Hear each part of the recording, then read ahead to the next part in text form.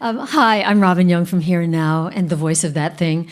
And thank you so much for coming to City Space. We are so excited about this evening, but I just want to have said that this is a venture, as many of you know, it's very new for us. And it has been such a success because of people like you and just the idea of getting people together in community. We talk all the time on radio, on podcasts, on social media, but the chance to actually see each other face to face has been so rewarding. And this whole space came about because of the generosity of some of our donors. So all of your contributions to WBUR go right to the news. Don't forget, 1-800-909-9287. Everything here was taken care of by a few of our listeners, so we're appreciating them as well. And there will be points in the evening where the T stops right there, and like everybody on the T can see us, so we'll wave at them when we do that. And now to this particular evening. I'm so excited about this. I have to then find the page in which I will speak about this, which is this page here. Yes, John Cameron Mitchell. He first had to believe. He had to believe in Hedwig, a male to female transgender East German rocker with a botched sex change operation, hence the angry inch, who's attempting to make a rock comeback from a trailer park in Kansas with her band Hedwig and the Angry Inch. It could happen, but it almost didn't, because for some reason people just couldn't picture this, on stage. But it won top awards off-Broadway when it was revived on Broadway in 2014 with Neil Patrick Harris playing the role that John originated. It won 4 Tonys, including Best Revival, and then when John took back the role, he won a special Tony Award himself. Hedwig became a film that's now a cult favorite. And now there is Anthem, John Cameron Mitchell's new musical podcast, in which there is someone else now living in Hedwig's double wide in Kansas. Kian Mackay, uninsured, he has started a podcast to crowdfund treatment for his brain tumor. A parade of characters waltz through the double wide. His mother, played by Glenn Close, his aunt, a nun who dies of AIDS-related complications but sings her butt off before that. She's played by Patti LuPone. Laurie Anderson plays his tumor, every inch of it angry. And now, originally, John and his co-creator, his composer, Bryan Weller, saw this as a television series, but repeat after me, for some reason, nobody could envision this. A guy in a double wide with a podcast crowdfunding money to treat his tumor. Well, it's now a 6-hour, 10-episode, 31-song musical podcast on Luminary. As the New York Times says, a heartbreaker of a rock opera shot straight to your cochlea. Let's just listen to the trailer. Testing. 1, 2, 3. From the creator of Hedwig and the Angry Inch comes a revolutionary new musical podcast by John Cameron Mitchell and Bryan Weller. My name is Kian, and I have a brain tumor. I will remain online till you cough up the $100K I need to cut this fucker out. This is what family sounds like. I'm the one who chews your food so you can swallow. What love sounds like. Who's gonna love you for free? What faith sounds like. What loss sounds like. And this is what hope sounds like.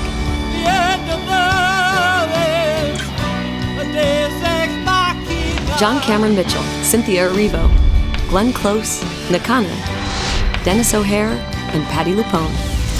Anthem, Homunculus, available only on Luminary. And please welcome John Cameron Mitchell and Bryan Weller.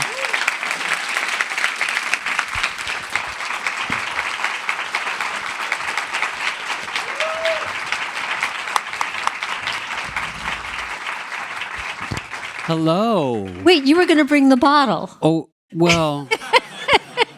God, a bunch of lushes up here in Boston.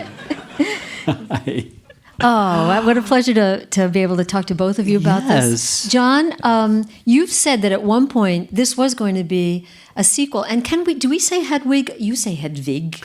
I'd say Hedwig. You can say whatever you want. Okay, because you were the East German. But this was going to be a sequel. What happened? Well, I wanted to write about my own life and some things that were happening today, and Hedwig seemed like a convenient mouthpiece. You know, people would listen. But we realized her story had so much information. Mine had too much. It was like putting a wig on a wig, and which I have done before. But I removed her like a tumor and made it more about myself. The character is like me if I'd never left my small town, Which was in Kansas. Junction City, Kansas, an army-based town, and we all have our crossroads. Should we? What if we didn't get married? What if we didn't come out? What if we didn't have that baby? What? So this was a little bit of an alternate autobiography. What if I'd never left? And but I get to talk about death and God and all those things that the Midwest is about. And I wanted to work with my buddy Bryan Weller, who worked on How to Talk to Girls at Parties, my last film, as a composer. Mm-hmm. And so we did a road trip across the Midwest and Northwest to visit where it happens, and we actually wrote the first draft at William Burroughs' house in Lawrence, Kansas. I want to ask about that. We're getting a little ahead of ourselves, but we'll talk more about how many people have seen Anthem. Okay. Oh, good. So seen it? You're in for heard it. Synesthesia. But you see, Smelled it. I'm from sound, and I feel I've seen it. I've seen the double wide. It's a good sign. Right. But we'll tell a little bit more about what it's about. But here you are at William Burroughs' home in Lawrence, Kansas. William Burroughs, beat poet, killed his wife. I find that the most fascinating part of his story. Didn't mean to. He said it was an accident, but anyway. What information do you have?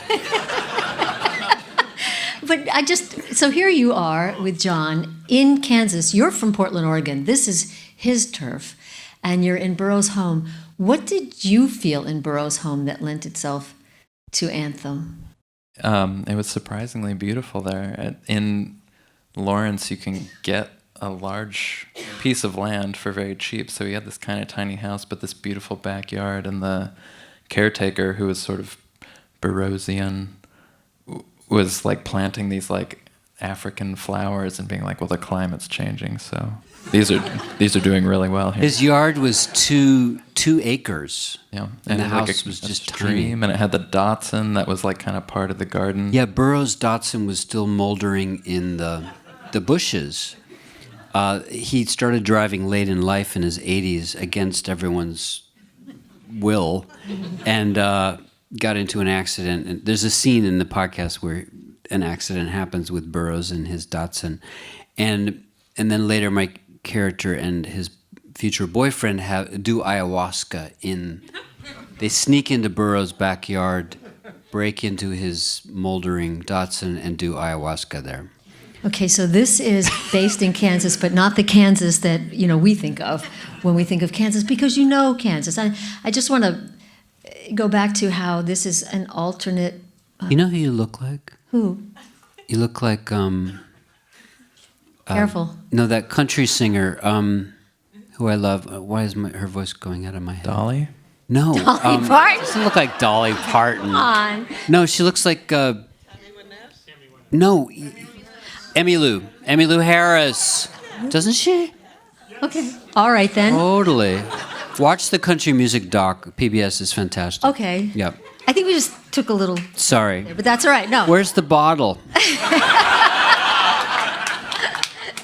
Kansas. Both Hedwig and Anthem, you've drawn from your life. Hedwig from East Germany, your dad, a U.S. Army Major General who once commanded the U.S. sector of occupied West Berlin. Hedwig, inspired by a woman I wish I could have met, a German divorced Army wife who was your family's babysitter and part-time prostitute in a trailer park. Yeah. And I would have spent every moment in her trailer. Apparently you did. She was fun. Yeah. So she was the inspiration for Hedwig, but now you have the name your new character. Kian Mackay, living in the same trailer. Does he know Hedwig? No, he's heard there's some German hooker that used to live there, and he still finds blonde wig hairs in his drain. So it's just a little moment, no one, it's in the same world. If, Marvel has this universe, then I do too. So when you say that this is alternate, yes, it's you if you hadn't left, but what else about your life were you trying to work through this character? Just death. Yeah. I mean, it's the thing you can't avoid working through or being crushed by or being ennobled by. I mean, my brother died when I was in high school, and so death was always there. And even in college, I was such a little kid, and I was obsessed with Samuel Beckett. I just couldn't avoid the fact that it's, death is always in the air, and he would acknowledge its power, but he would also laugh into the abyss, and so my favorite artists are those who are aware of death. And I lost a boyfriend to addiction. I lost my father. There's been periodic, it's been my handmaiden for a while. So, and growing up very Catholic, the idea of God, I couldn't really understand the purpose of death, of innocence and such. So it's, and even tonight I'll be singing a song that's kind of like a breakup song with God called The End of Love. But it's just, I think my boyfriend's death was the impetus for writing Anthem. This is Jack Steeb. Jack Steeb, yeah. The musician. He was in the Hedwig, the band that created Hedwig with me. Died of addiction. Your brother Samuel had a heart condition. He was 4. Yeah. And you blamed yourself, from what I understand. All good Catholics should. This is a Catholic town. I'm sure all of you are full of guilt. If you're local, if you're from here. I always, me and my Jewish friends always joke, there's different guilt, right? Jewish guilt, Mormon guilt, Catholic guilt, Protestant guilt. Catholic guilt is quickly erased by confession, telling your innermost secrets to a possible pedophile. Protestant guilt is, you have a relationship with Jesus directly, kind of like there's that weird guidance counselor thing, right? Or lover at worst. I had a mug that said, Jesus loves you, but he's not in love with you. Which is the tragedy of Protestants. It's not going to fuck you. And then Jewish guilt is described to me as you don't do bad things, you're a bad person. And you only have Yom Kippur and that's it. Well, so bringing this guilt to Kian, the character, who has this tumor, I think I've heard you refer to Susan Sontag's writing, The Illness as Metaphor, 78 book. And so Kian is sort of, the tumor is, he's paying for his sins with the tumor. Yeah, and growing up gay in the era of AIDS, illness was metaphor. It was real and it was metaphor. For the world, it was metaphor, and for a lot of gay men, because of how they grew up, is that they were told this was the wages of sin. You did this to yourself. And even some of the kind of new agey people, the Louise Hay and stuff, was like, you've made yourself sick. You can cure yourself, which I always thought was fucking bullshit. I once, I don't know if there are TM practitioners here, and bless you if you are, but I once had a TM practitioner tell me that, do you remember before there was all the recent news stories of mass shootings. There was a mass shooting in a McDonald's in Los Angeles. This was like back in 1980. Little children in the playground outside were killed. And yeah, people forget that. And this person said to me, well, you know, it's just in another life they have sinned and their souls are working through. I know. So I hear you. Yeah, I mean, what you're saying. people have philosophies to deal with any kind of loss, right? They try to figure out a way to make sense of anarchy and insanity and chaos. Yeah. And I have art. I'm lucky. You know, religion, when I was a kid, worked for me, and then my brother died, and I think that was the end of a certain kind of God. And but then theater became my church, and I do like to work things out in art, you know. And when I met Bryan in Portland, he studied philosophy, so he was finding his own, and his mother is a priest, an Episcopal priest, so we have a lot of things in common of working things out in writing. Well, I was going to ask, we'll hear more about Anthem, but how are you thinking, Bryan, as this is evolving and you're going to put what we just heard in music? You're going to compose music around some of these thoughts. I mean, what are you thinking? You mean as it's... As a composer? Yeah, like, oh, great, okay, we'll have a tumor sing. Laurie Anderson will do that. You know, how will a tumor sing? I mean, how are you thinking? I mean, I think... So I guess when we were starting, it was maybe stage, and then it was maybe TV, which meant it was becoming more episodic because since it wasn't going to be Hedwig, you'd sort of have to start from zero and introduce this character and then introduce all these other things. And that sort of broadened the palette so much with how many different characters and how many tones and all these characters from different places in the world and the afterworld and various states. Yeah, they go into the afterworld.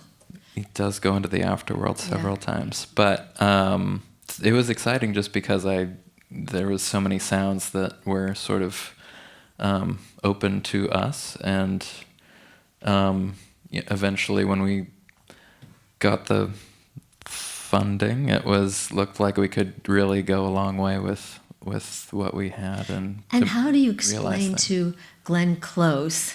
Oh, that was difficult. You're going to be, well, describe his mother.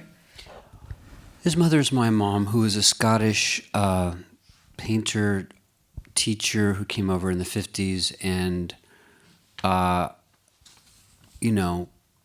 she was the adventurer in her family, a family of teachers and artists in Glasgow, and I grew up partially in Scotland. And my mom was a very, very charming, prickly person who, in her generation, a woman wasn't allowed to fully follow their dreams. She had to subsume to my father's career and was bitter about that. And that wasn't very maternal. She had to take care of her brothers and sisters, so she wasn't much for taking care of us. So we had a lot of au pair girls and nannies. And the babysitter prostitute. Babysitter prostitutes. Au pair girl means live-in slave from Europe. So we had a few of those. And Mom just wanted to do her own stuff. And she was also, when my brother died, religion really did save her. It was... The family fragmented, but everyone had their own thing, and she had religion. And she decided that if she was going to lose a child, no one else was going to lose a child, and so she was going to be an anti-abortion activist. That was her way of helping. And it was the more, let's say, Catholic version of it, so that she was trying to help the moms, the unwed mothers, give the child up for adoption. It wasn't the hardcore, My mom didn't want to blow up any clinics, but that was her thing. And then when that didn't become enough, she became really obsessed with the visions of the Virgin Mary around the world. The Virgin had a big heyday in the 90s. She was appearing everywhere. She was like Cher. And it was like... And so my mom would organize trips to Bosnia where she was appearing nightly. Wait, your mother or the Virgin Mary? The Virgin was. Oh, yes. Yeah, there was a couple of goth chicks in Medjugorje, Bosnia, in '82, right after Tito died, who skipped class someday, and someone said, "Where were you?" And they were like, "We saw the Virgin Mary." They were getting stoned on a mountain, and so they had to follow through. So they kept seeing the Virgin Mary every night at 5:45. And then the local Franciscans were like, "Could you see the Virgin Mary at our church rather than over there? Because that could really help us." And then they did. And then they became a kind of a symbol of ethnic cleansing. During the Yugoslavian War, the Gospa, which was the Croatian word for the Virgin, became, kind of a symbol so they could, cleanse Muslims and Serbs. It's just all fucked up. But my mom believed, and I was mad about it, and it's in the podcast too. This is explaining a lot. Hearing, because there's the religion, there's the mystical, there's the magical, there's the wondering, what is the afterlife like? Why are we here? And you also, just again, another, aside, your mom, as you describe it, as I've read, became very hard, kind of angry, very kind of inflamed by Fox News. And she got changed by it. I mean, she was a real Reagan person, and I was, in high school, because, you don't know anything else. And then I went to Northwestern and freed myself of that. Because he was kind of punk rock in 1980, because he was he was like breaking up the system. It's almost equivalent to what people think of Trump. Young people think of Trump now. Maybe young people who haven't had much other experience are like, oh, he's besting it up. I met at the Iowa caucuses in 2016. I met the first people I met at the first caucus, and I remember phoning back in, this was in February, I met tons and tons of young white men saying, I don't know, I can't decide Bernie Sanders or Donald Trump, because they saw them both as disruptors. Yeah, they both were punk, and I know an older woman who switched from Bernie to him very easily, and it's the dissent vote, and they're not reading the fine print, of course. There's a laziness. Americans have always been lazy about that, and now I wonder I'm hoping many of those people, are reconsidering. Well, the point though is you've expressed anger at the divisiveness of, some of Fox News, but also that's painful when you have a parent who's going down a completely different path you're coming out. Yeah. And yet you tell a very sweet story about what happened with your dad when you came out. Yeah, my dad, probably would be gay now if he was coming up now. And he was a general, and he was a very, very charming man, very beloved. In Berlin, when he was the military commander, the local powers wanted him to stay on because he was just so popular. And so when I came out, there was some shock, and he thought I could change. But then he wrote me a letter, which I mentioned in the podcast, where he said, I know where you're coming from because I've been there. And you can do what I did, and everyone is bisexual, and then you make a choice. And you can do that too. You can do what I did. And I say, I'm not marrying Mom. I want to. And he really did love my mom. He probably at another time would be more gay, or maybe not. He was bisexual enough to have us. We loved him very much. And then after he realized I wasn't going to change, he was, in his way, very accepting and very proud, and would even defend me when he had Alzheimer's. He would defend me against Mom saying I was going to hell. And then forget that he had just defended me, But she really listened to me, and he's a very, very loving guy. And I don't know if any of you have experienced dementia in their family, but one of the strange silver linings is the person can feel safe. Sometimes they get to a very beautiful, trusting place, which is very much about now. and there's no past, there's no future. So all the political and the religious stuff went away, and he was just pure love. And even my mom is there now, actually, too. She has Alzheimer's. And there's a moment in the piece that it recreates a moment in life when he was in mid-Alzheimer's. He was cleaning the kitchen, which made him feel good, and even when it was clean. And he said, come outside. You know, it was at nighttime, and my mom was like, oh, he's always doing this. And he said, come out now before I forget why.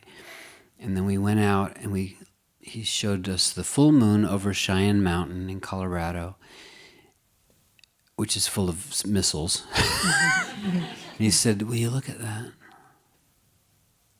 It makes you think you can be good. And that was the purpose of beauty for him. And Mom said, I'm going in. And I said, Dad, thank you for that. And he said, for what? And he had found a peace, you know, and his soldierly military duty, I think, protected him from the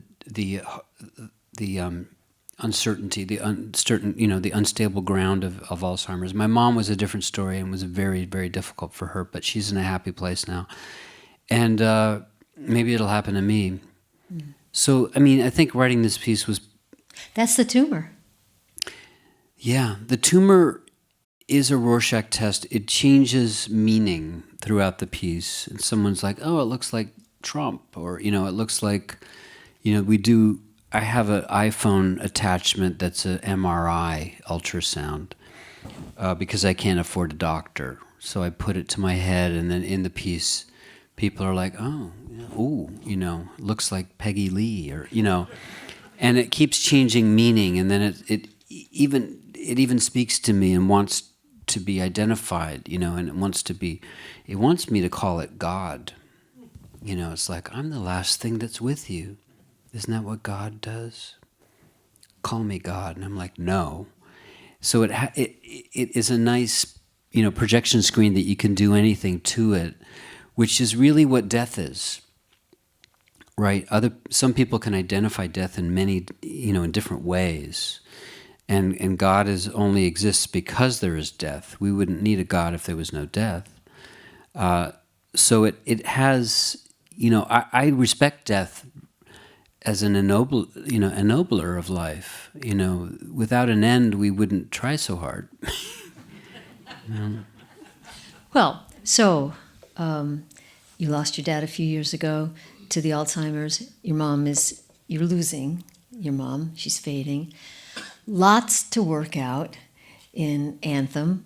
Bryan Weller, again, 31 songs. How do you? And we're gonna hear some music before we're finished today. We're also gonna have your questions, and we're also John and Bryan have both said they're happy to hang out. He has a bottle of red wine. They're happy to hang out afterwards for a meet and greet. Yes. But what are you? I mean, how are you thinking of this musically? Everything we just heard, and that we know is going to be, there's going to be shades of it in the podcast. Well, it sort of seems to cover everything. So the music sort of has to be to touch on, I don't know if it touches on every kind of music, but... pretty eclectic. It's quite eclectic, but yeah, I mean... you know, just every mood is sort of touched on, and every character sort of gets their own musical vernacular, and even in the score, I mean, there's 31 songs, but there's a lot of score. It's almost wall to wall. So, just go ahead. There's also sound. I mean, the screen door slams and the neighbors run through, and there's... Yeah, I mean, and there were mixing artists, and we had a whole team to find those and take care of those too. But we were really lucky because Bryan is conversant with so many different styles, and the ones that he wasn't, he learned them. You know, Patti LuPone sings full-on jazz songs. Glenn Close sings a punk metal song. There's ecclesiastical choruses. There's, each character has his or her own theme. It's kind of a jazzier one for Jairo with a little South African because he's from South Africa. Your boyfriend? My boyfriend, yeah. Kian's boyfriend. Who I met on Instagram, as you do. Well, there's a lot of it that I hadn't tried before, but like just enjoying a wide. I mean, I don't know if I love my own music taste, but I feel like you shouldn't really trust someone who does. But just the chance to sort of, having spent years taking it all in, to sort of then put it like an input and output, and so. And to have a chance to work with orchestras and choirs and horns and backing vocals and people yelling, it was all just very exciting. But also, to make it work within the story, within the framework, and to record everything in such a way that it could be completely broken apart and taking different elements of a song. Well, it's not the first podcast musical, but it may be, the most interesting, and people are talking about, people eyeing you and saying, well, wait a second, why are we spending, probably a lot more to mount a stage production? I think I read a quote somewhere where someone said, if you have a choir come on, they have to sit backstage for an hour, the 20 people, but here you just fold them in. You record them and fold them in. Yeah, I mean, How are you feeling about it? Yeah. We even used a Venezuelan orchestra in the midst of chaos. People used to get their orchestras in Czech Republic, and there's all these amazing performers and instrumentalists in Venezuela who want work. So Bryan sent in the music and they contract it out. They just record it there and send it back, just as a file. It's kind of amazing. Yeah. How has it changed you? I'm just realizing we're probably going to hear some music soon. Is Ezra here? Mm-hmm. We have an accompanist? Oh, excellent. Okay. Hi. We're going to hear some guest. music soon. What? Our special guest Yes. who just moved to the area. We will introduce. Mm-hmm. How has it changed you going through the process of doing this? You had the losses. I thought there was something I was trying to exercise with it. There was a moment where I'm like, do I write my autobiography or do I make this? Which seemed less lonely, more people around. And I don't know quite how it's changed me yet. I really don't know, but there was it's honoring Jack, my boyfriend who died, and though his mom hasn't listened to it. I mean, it's been hard to get people to listen to it because it's on this app, Luminary app, which, people get a little tired of another subscription, but you can get a free 30-minute. The first two. Yeah. The first 2 episodes are free. Yes, you can also get a free month on Luminary, Okay. There. But, and also, it's not like anything. It's not a couple of people in a room, and it's not this. It's not that. We were trying to push it into more cinematic realm with 40 actors and a lot of music and a lot of density. And that's not normal. I mean, there certainly had that in the past. In the 30s and 40s, there was more dense audio storytelling. But I just love it. And friends of mine, Julian Koster has one called Orbiting Human Circus that I'm a voice in. A lot of friends are using the audio form now, dusting off those screenplays and such that people didn't want, and being able to tell this. Ours was a very expensive one. We probably spent more than we should have because we didn't know the technical side. We used various editing programs that weren't compatible. But it's something like I'm executive producing my brother's children's fictional podcast starring Ed Asner, called The Laundronauts, that we're just making the deal for now. And it's about, these kids, some bully stuffs a kid into a laundromat washer, turns it on, and he disappears. So the other kids have to go in as the Laundronauts to find him. They end up at a place where all the lost things go. Socks. Socks, coins, people. No, kids across America are going to climb into dryers at Washers laundromats because of us and die. But you really have, stumbled on something, and it's really quite something to hear. But it is born of Hedwig, same double wide. How do you, for those who are maybe wishing for her sequel, where is she? How's she doing in your mind? She's fine. She's an ex-wife. She's doing great. She has many of the kids. I'm doing a slow motion tour called The Origin of Love, where I tell the story. I did it here at the Schubert. Oh, that was fun, right? You guys, it was good audience here. Very good. It wasn't full. Quality. So I gave about 50% of what I was. No. But it was an incredible, and I was, stage diving in the Schubert, or crowd surfing in the Schubert. So that tells the story of Hedwig. I also do songs from Anthem and, just talk about politics or whatever. So that I'm really enjoying, and that's a kind of antecedent of Hedwig. Other people are doing it. China has just called. China, we had a huge offer from China to do it in Shanghai. I'm like, have you read the script? It's about a boy who's trying to escape communism, changing his gender. They're like, no problem. So I relished. They want me to direct that. Oh, go. They had the Hedwig, and I would, I guess, direct in translation. And I'm kind of thrilled with the idea because it's very popular in Korea and Japan, which are also countries that are not necessarily super welcoming to gender identification, non-conventional gendered identification, though there isn't, there's certainly ancient traditions of cross-gender performance in Japan, at least. But it's been playing in those countries for 15 years, and having a big effect on a place that maybe needs it. So I'm excited about China being a place that we can, give some comfort to people. Well, but just the freaks. Think of how much has changed since. Well, first of all, nobody could picture this on stage. Think of the conversations we have about transgendered people now that would have been inconceivable.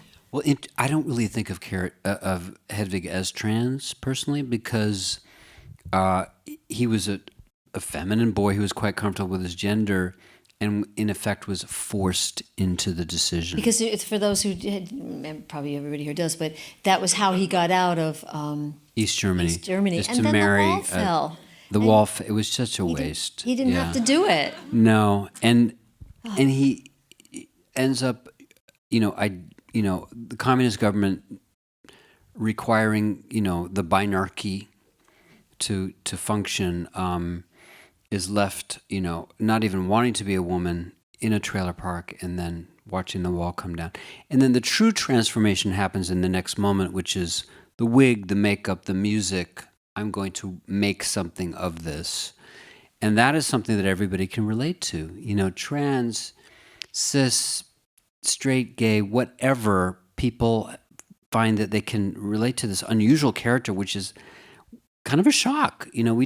We made it for ourselves, Stephen Trask and I, made it for us and our friends, and we had a dream about it being off Broadway, but punk and drag were not, considered theater at the time. And things changed, the world changed, we didn't, and Broadway welcomed us. I mean, the film was a flop. Off Broadway, we barely made, everything I do makes no money. Because it's something that you can't, marketing requires comparing it to something that already exists, and they weren't able to do that.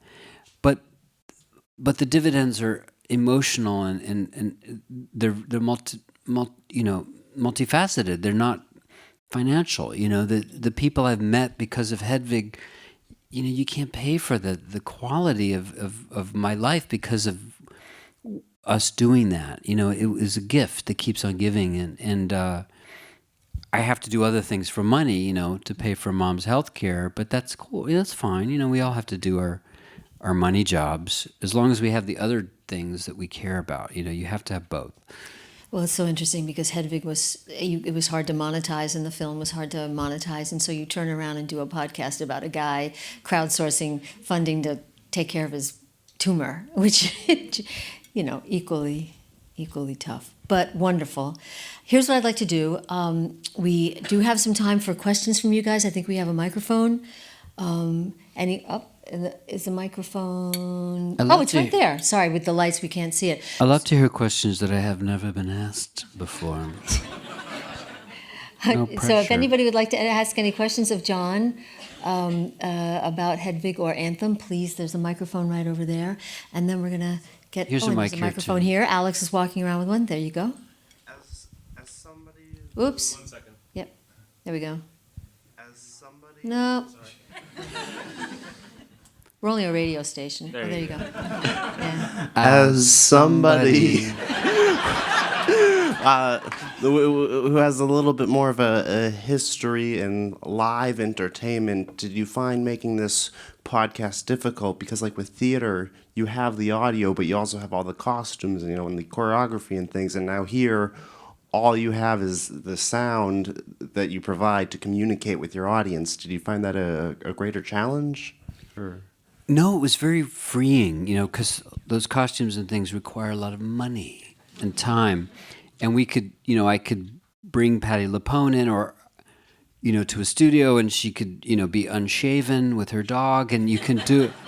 And I could go to her house and record her doing a couple of lines. Sometimes she was in Montana, and I would say, just shout "fuck you" into your iPhone with a towel over your head. She's like, done.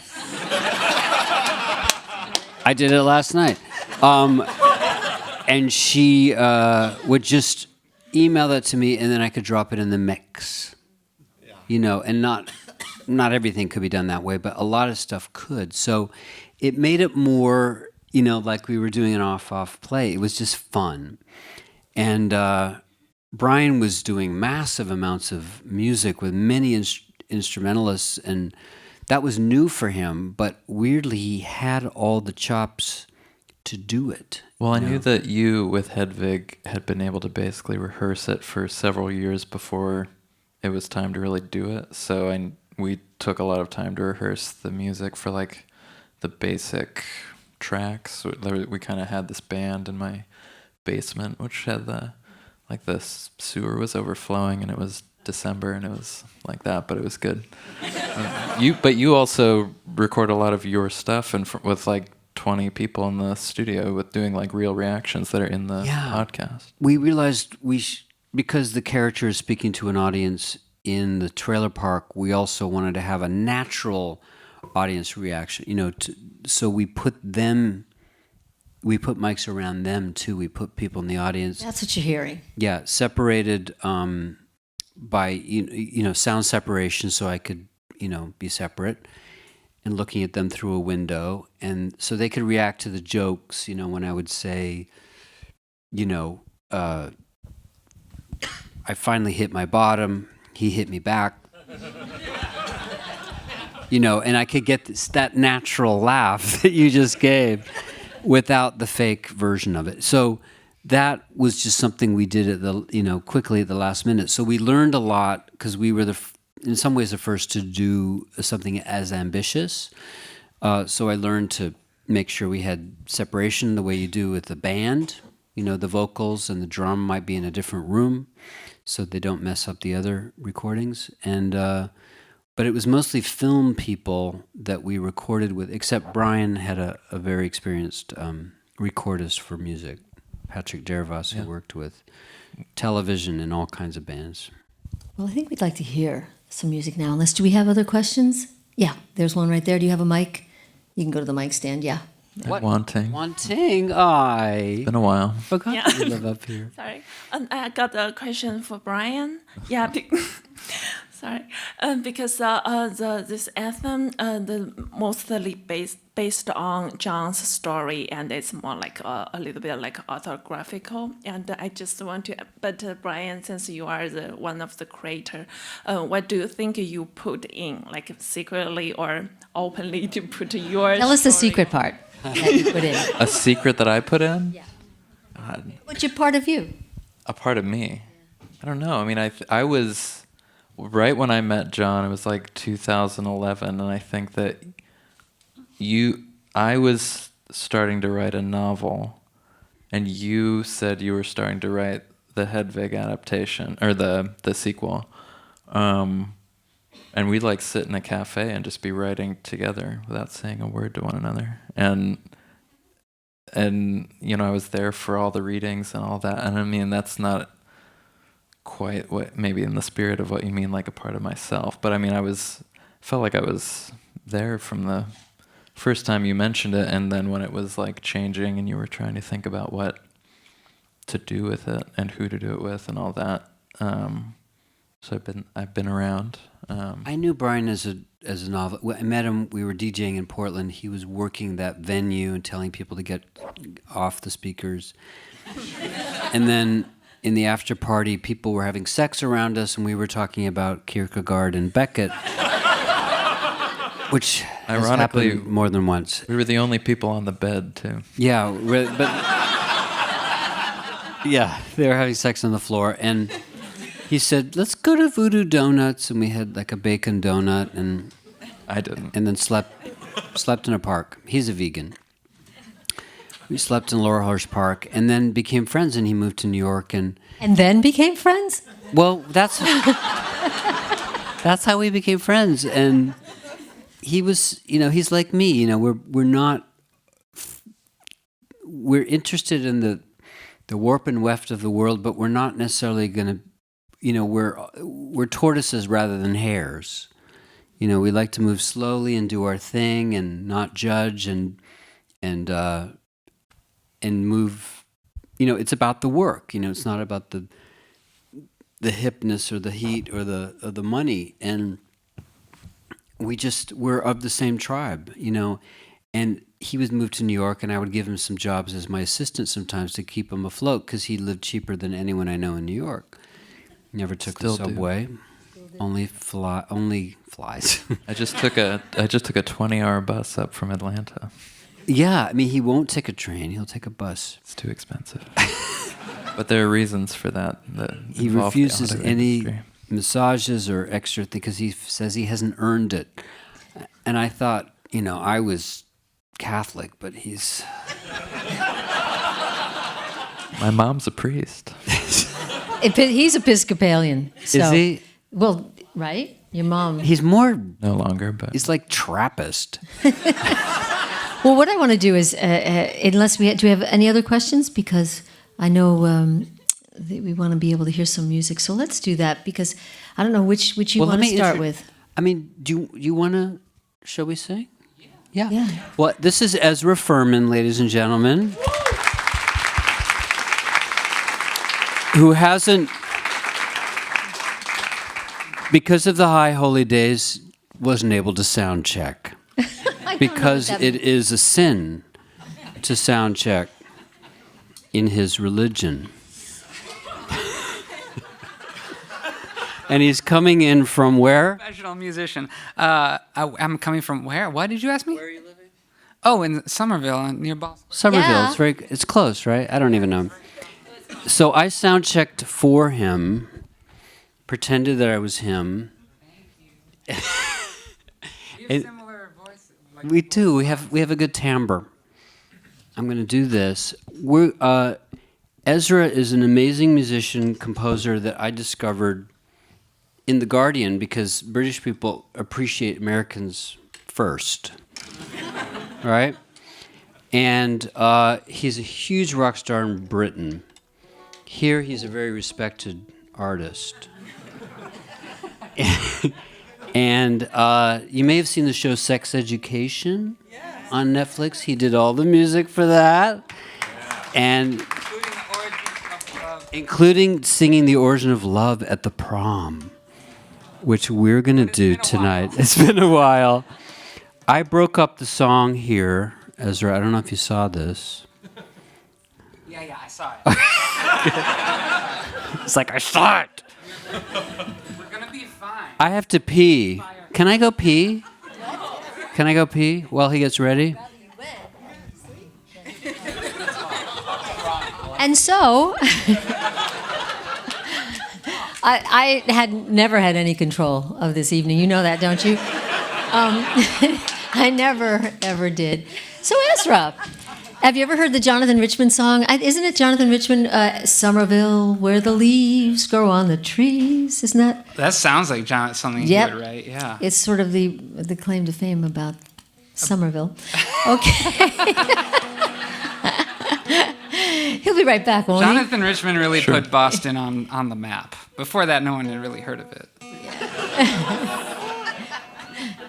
All right.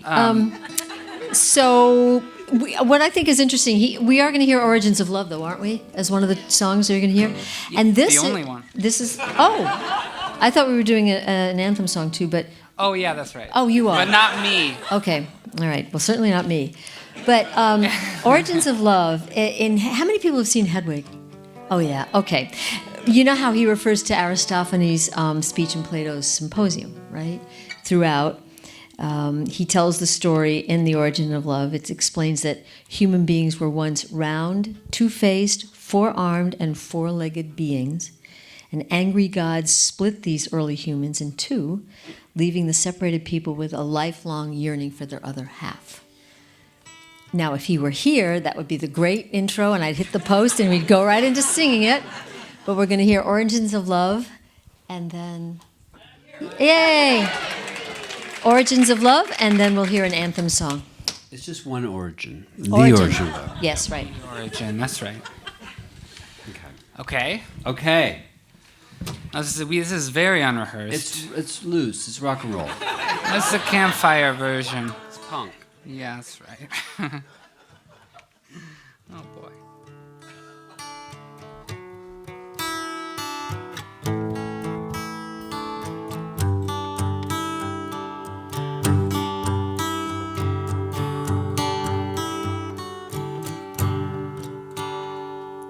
When the earth was still flat, the clouds made a fire, mountains stretched up to the sky, sometimes higher. Folks roamed the earth like big rolling kegs. They had two sets of arms, they had two sets of legs, they had two faces peering out of one giant head, so they could watch all around them as they talked while they read, and they never knew nothing of love it was before. Oh, the origin of love, The origin of love. the origin of love. Origin of love. And there were three sexes, then one that looked like two men glued up back to back, called the children of the sun. And similar in shape and girth was the children of the earth. They looked like two girls rolled up in one. And the children of the moon looked like a fork stuck on a spoon. They were part sun, part earth, part daughter, part son. The origin of love. The origin of love. Now that was three sexes then. No, what is it? Now the God. All right. We should have gone through it. We know. Now the gods grew quite scared of our strength and defiance, and Thor said, I'm gonna kill them all with my hammer, like I killed the giants. But Zeus said, no, you better let me use my lightning like scissors, like I cut the legs off the whales, dinosaurs into lizards. And he grabbed up some bolts and he let out a laugh. Said I'll split them right down the middle, gonna cut them right up in half. And the storm clouds gathered above into great balls of fire.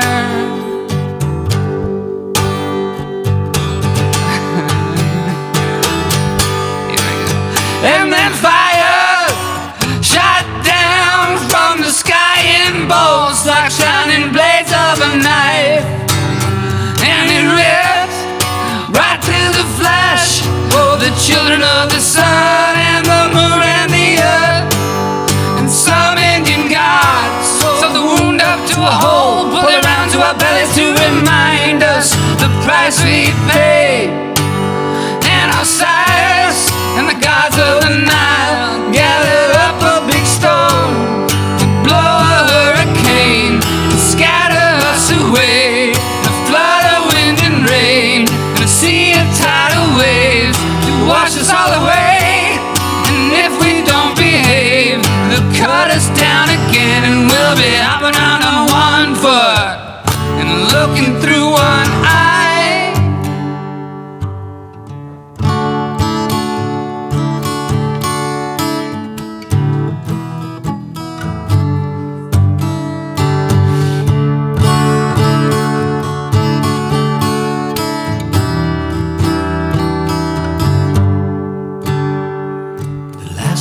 Saw you, we just split in two. You was looking at me, I was looking at you, you had a way so familiar, but I could not recognize, 'cause you had blood on your face, and I had blood in my eyes. but I could swear by your expression the pain down in your soul was the same as the one down in mine. That's the pain that cuts a straight line down through the heart. We call it love. We wrapped arms around each other, tried to shove ourselves back together. We were making love, making love. It was a cold, dark evening such a long time ago, when by the mighty hand of Jove. It was a sad story how we became lonely two-legged creatures. It's the story, the origin of love. That's the origin of love. The origin of love. The origin of love. The origin of love.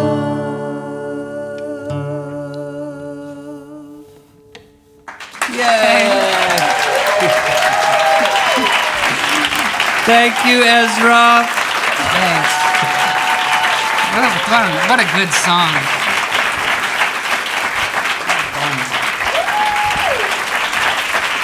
Ezra has a new baby. That's why he's tired. Should we do another song? Ezra, come sit in my chair. Okay. Passing of the torch. Do you have any questions for him? Okay. I just have to drink this. Okay. I'll set this up a little bit. This song is called The End of Love. Every beginning has an end. And Bryan and I wrote this. It wasn't our first song. I was a little nervous about writing songs because I don't play an instrument. And people said I couldn't write because of that. But I felt that I should.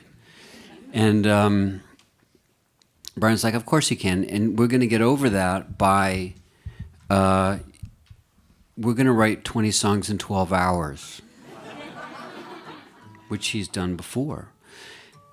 I was like, what are you talking about? We were in Miami, so what else are you going to do? We got a keyboard from Gloria Estefan's son and a condo that seemed to be a drug dealer's haven, and then we just started writing. You know, he would write a musical setting, and he would hand it to me and say, this is called GarageBand. Go in the other room, write some lyrics, and put a melody on top. And I learned things like doubling my voice. I learned about harmonies. I just learned it all in a drug dealer's bedroom. And we wrote I think we only wrote like 8 songs, but yeah, 2 of the songs in the podcast were from that first day. And I realized I could write in a certain way. So this song is about Kian at a turning point in his life where he needs to break up with God.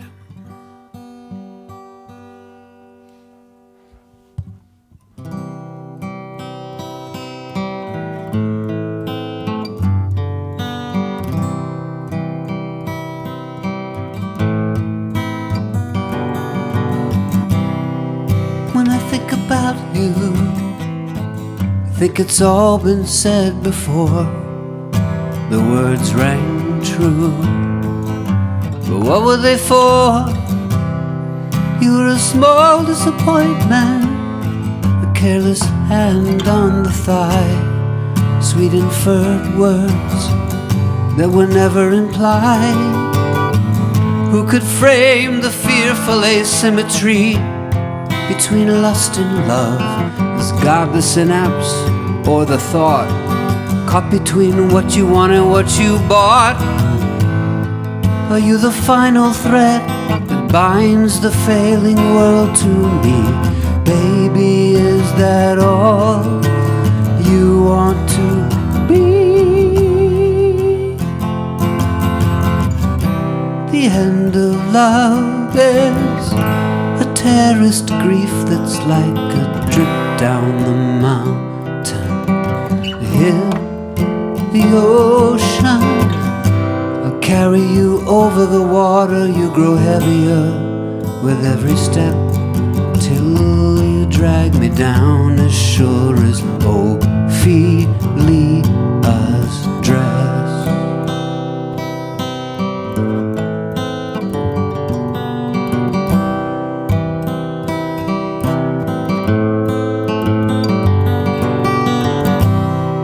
Did you grant me existence when a random thought of me shot through your mind like a wasp, right through a web?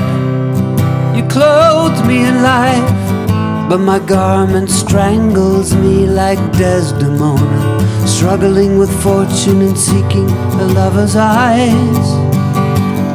Is a mayfly tenure the best that you can offer me? So wisely absent from past or future, but to me you're nothing but a suture to prevent their blending. My heart seems to be rending now whenever I sit in my lonely room. Honey, you're the only lover that I believe in. The end of love is a guarantee that no one will ever look away from me. And though I dance with a ghost, no one else came close to how you loved me.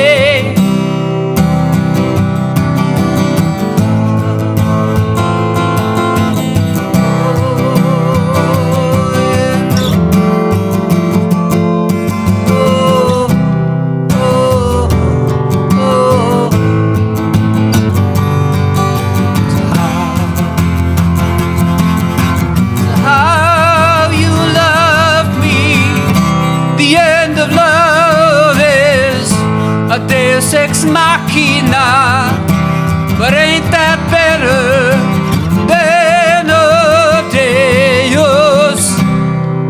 So much more humane, so much more remains after the play is over. The end of love, the end